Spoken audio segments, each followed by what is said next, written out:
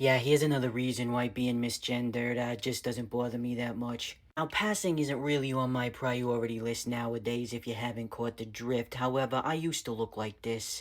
And to me, intent is everything. I wouldn't mind if my family accidentally misgendered me as long as their intent wasn't harmful. And really, it never was. But it got to a point in my transition where being misgendered in public was not so awkward for me. Was definitely more awkward for the other person. And not because they felt bad, they felt like they had to profusely apologize, nothing like that, I don't expect that. But because when you introduce this as your daughter, Megan Julie, you learn fast. People start looking at you funny. And the reason being isn't because they think, oh my god, that person's trans, they have a trans kid. Their minds typically don't jump to that because regardless of what people say, being trans is still a rarity. I'll tell you what they're thinking.